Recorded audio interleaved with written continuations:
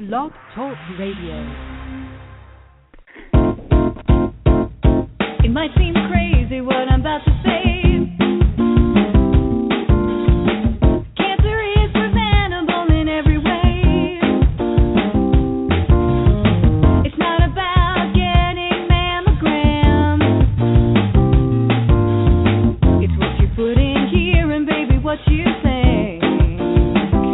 Because I'm healthy. Clap along if you know health and happiness are connected. Because I'm happy. Clap along if you feel breast cancer can be prevented. Because I'm healthy. Clap along if you know what happy breasts mean to you. Because I'm happy. Clap along if you feel like happy's what you want to do. Here's some news I gotta tell you about. You've got the right to choose. Did you know that? It's your health, so it's your choice. Speak up to Prim and let him hear your voice. Here's why. Clap along if you want to know what to do for healthy breasts. Because I'm happy. Clap along if you know thermography is the best. Because I'm healthy. And welcome to the Breast Show Radio. This is Brenda Pierce, the Empowered Nurse, here with my co-host, Pat Kennedy, the Rock and Roll Nurse, and our very, very special guest, Lynn Ross. And we're going to be sharing some very candid conversation today about breast health, breast awareness, and everything to do with making your life sparkle and shine its best and having healthy breasts. So welcome everyone, and thank you for being with me tonight, Pat. And do you have some words of welcome you'd like to share? Absolutely. I'm so excited about the Breast Show Radio. I think it's going to really catch on, such a great venue to be empowered and educated and helping you and assisting you not only on your journey to health but making an informed decision. So I love how full disclosure it is, and we really get and create relationships with amazing individuals that you have on the show. And Brenda, I think that people are pulling up an herbal tea and a nice little lazy back chair and just relaxing, and they're going to learn, and they're going to really be blown away with tonight's show. Absolutely. And our very, very special guest, the incredible Lynn Ross. She's an internationally acclaimed, multi-award-winning filmmaker, actress, and author of 8 books. And she's starred in 35-plus TV and mainstream films. She is known as Daytime's first comedian, giggling her way into 26 million viewers' hearts on ABC's General Hospital, and a renowned child advocate honored by Presidents Clinton and George W. Bush. She worked with Oprah at the Presidential Summit, and she is an luminary beyond incredibility. And Lynn Ross, welcome to Breast Show Radio. My pleasure. Good to be here. Oh, wow. You know, it's incredible. You know, it doesn't matter where we are or where we are in this earth. You know, breasts are revered, and they can also be a blessing and a curse. They give nurturance to life and motherhood, and beauty is based on our breasts. And Lynn, you have an incredible, beautiful reputation for being in the limelight in Hollywood and in films and all this sort of thing. And so you know how important breast health is in terms of looks and appearance, but you also have an incredible story to share with us about breast health and healing as well. Wondered if you could share, please.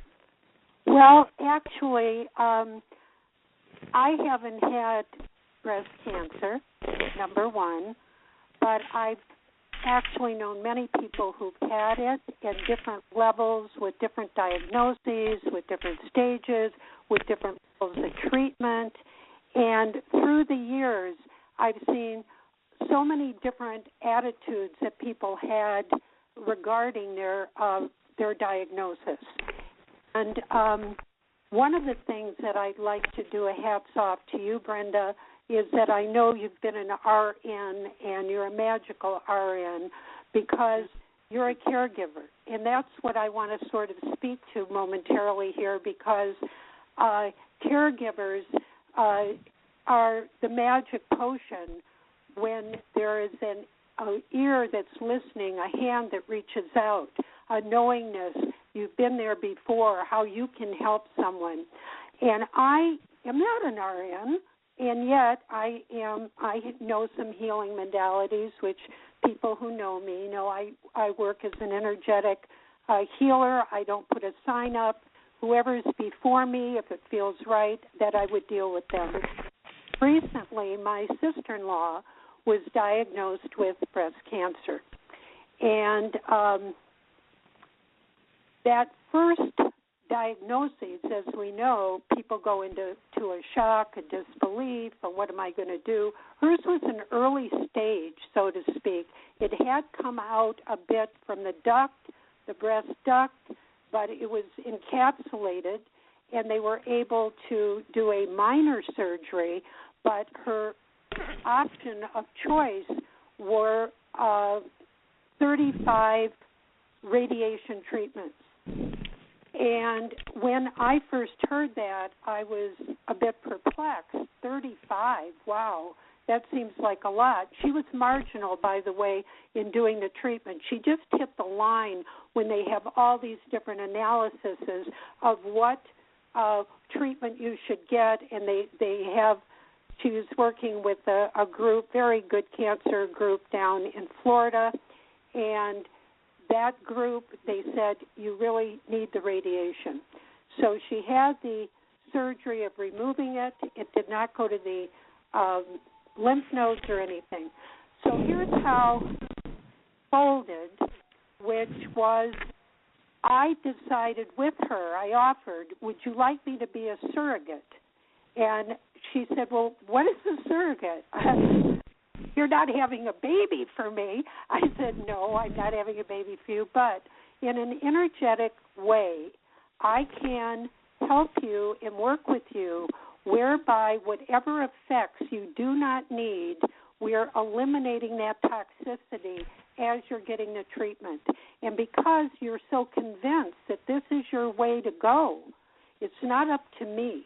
And that's what I want to say to everyone out there, that if you have a diagnosis and you have help with people in your family to help give you an idea of what might be the best treatment, you discuss it, they go to the doctors with you, because there's so much information that you're going to get that it's very confusing.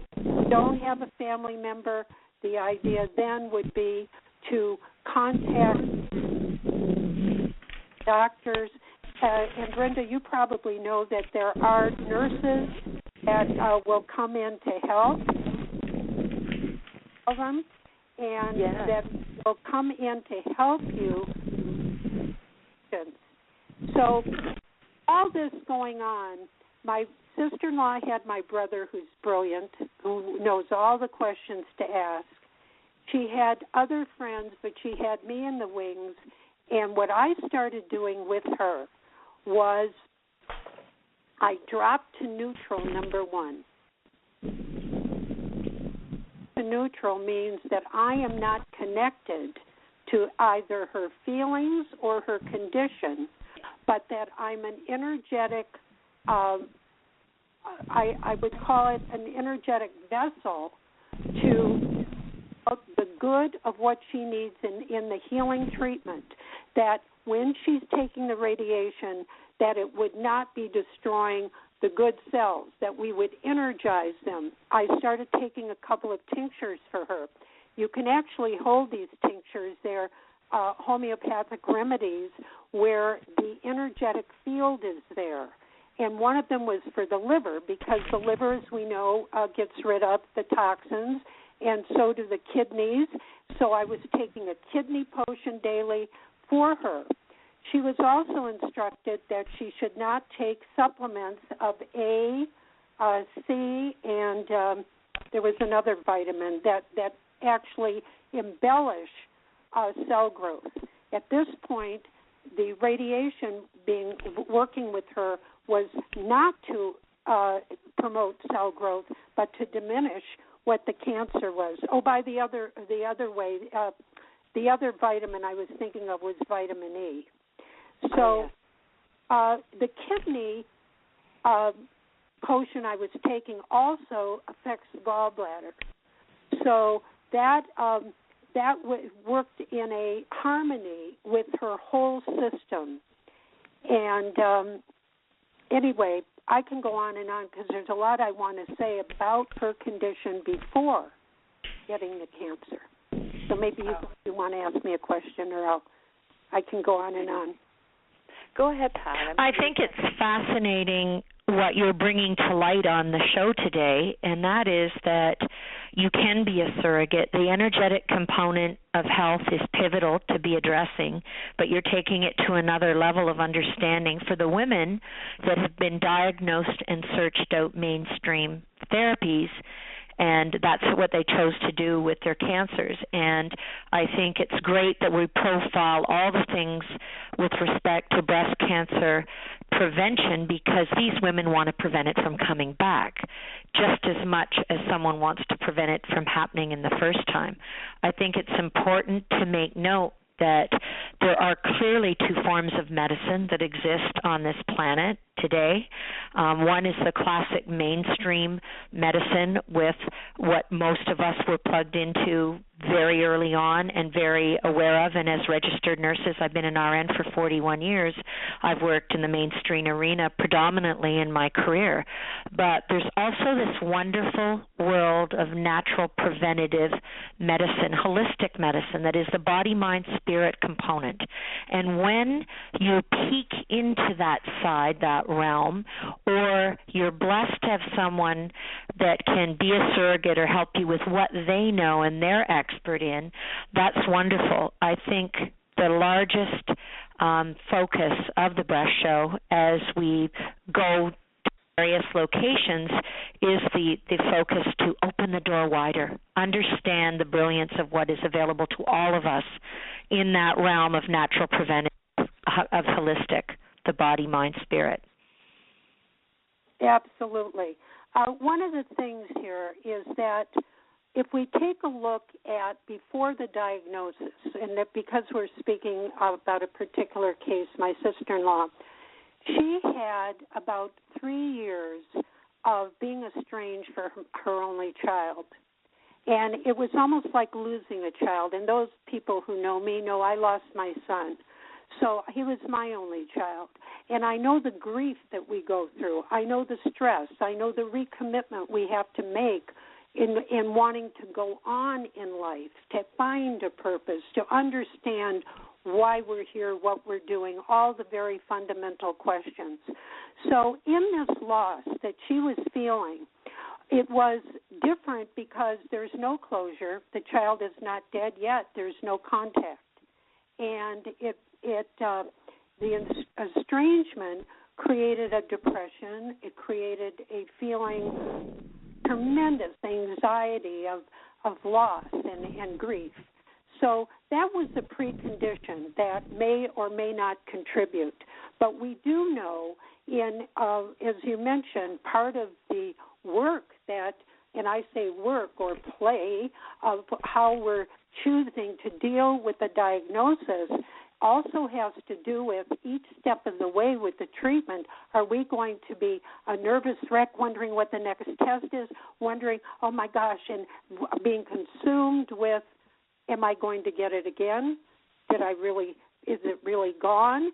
Where that becomes the focus rather than the shift that takes place when a lot of women hear the word, including me, you hear the word C, and you go, death sentence, and it triggers everything histrionic, all the way back to God knows when, time immemorial.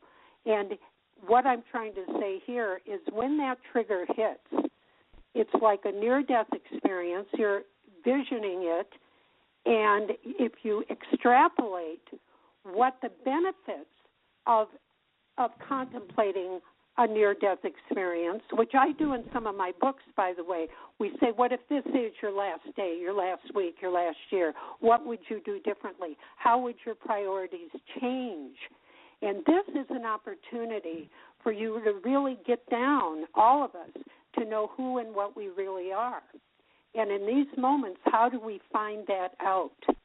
Because if you've been the caregiver, if you've been the surrogate to so many different people in your life, the mother, the wife, the type A worker at work, and you've always been the one to do and take care of everyone, this is the new shift of how do I nurture myself? How can I treat myself with the same respect, reverence, and love that I give to others? And in that shift alone, when the perspective starts to shift, this is the placebo potentially for healing. Because when we are nurturing ourselves, we're not going to get jacked out of shape about every little thing that happens to us. We're going to look at things with more balance. That priority that used to be, maybe it isn't. And if your husband says at 5 o'clock dinner has to be ready, and you're really sick and tired of it after 25 years, and you say, you know what, I'm ordering out tonight. You start doing things differently. You start doing things you love. Yeah. I recently read something that a doctor wrote, and he wrote about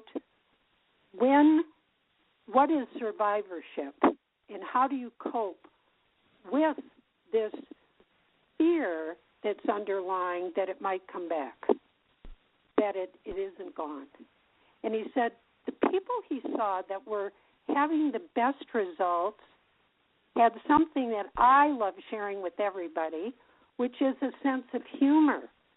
They started lightening up. They started enjoying the breeze that was floating through.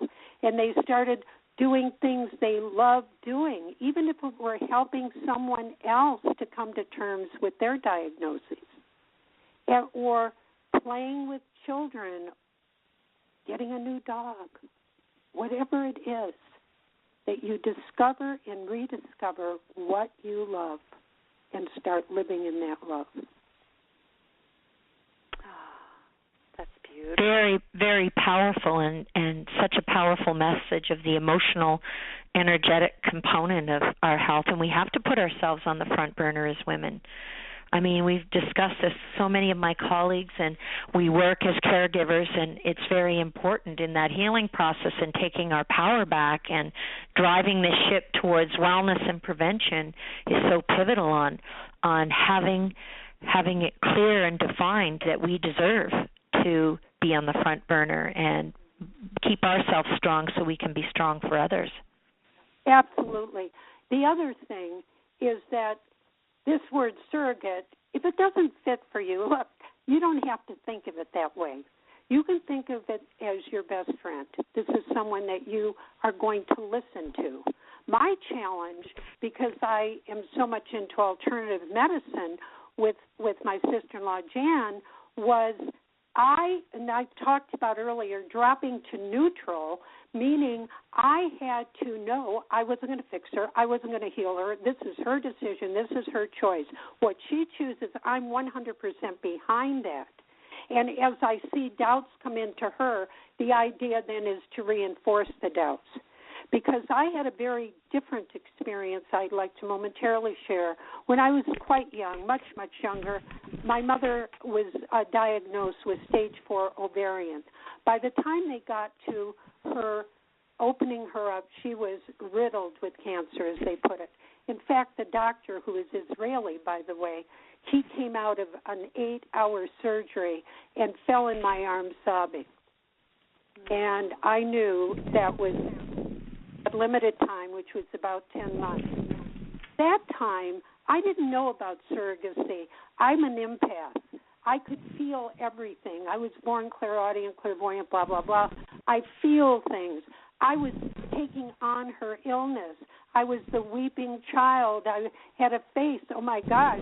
Every time I looked at her, she would probably think, oh, my God, I probably only have 2 seconds to go, because I was weeping caregiver. I was incapable. If she didn't eat, I didn't eat. I was down to under 100 pounds. I'm 5'5". That is not good. So my point is, I didn't have the skill base then. And being an empath, I did not know how to separate that illness from me. RNs, you've had to learn that. And what I'd like to share right now is through my work over the years of understanding things, I have learned this technique to drop to neutral, to listen to what they really want and to support it. Now, if I get an instinct that's totally off, and I might say something to them, but it wouldn't be anything that would put them down a spiral of feeling there's no hope. The whole idea is I believe that we, within ourselves, have the intuitive ability to make the right decision for ourselves.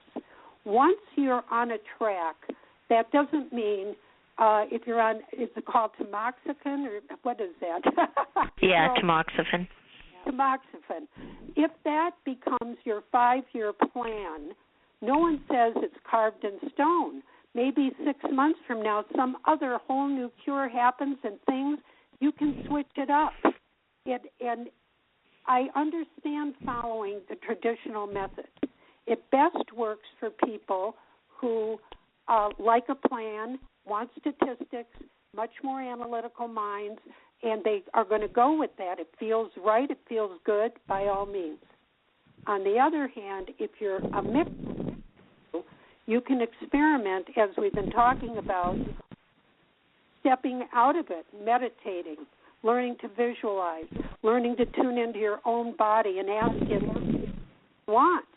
And so if we could take a moment for all of you out there listening, and for me too, for all of us, to be able to just simply drop to neutral is the easiest technique.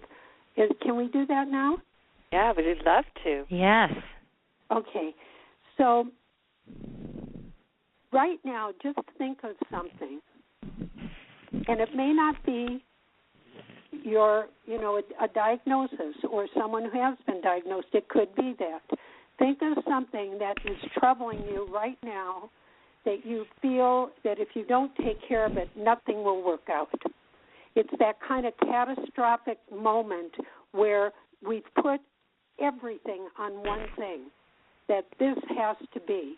And so we feel anxious about it. We feel whatever you're feeling. Just allow that for one moment and take a deep breath. So we're in this visualization together.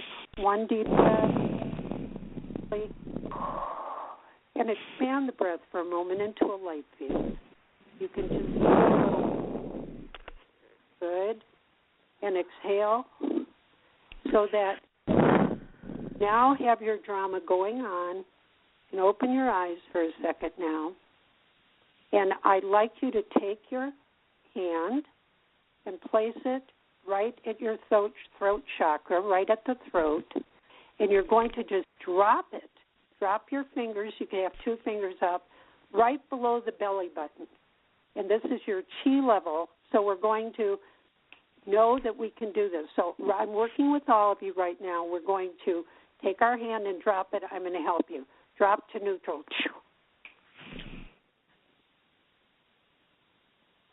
Good. People think I have a tick because I walk around doing that sometimes. It doesn't happen. And they look at me and people don't really care. Once we realize that, they look at you, she's a little odd. They don't really care. So start practicing this when you're in the middle of feeling anxious, frightened, overwhelmed. Do this exercise. And it's one swish. And you can even do it with a finger snap. So you just as long as it's forward. So that's a good offering.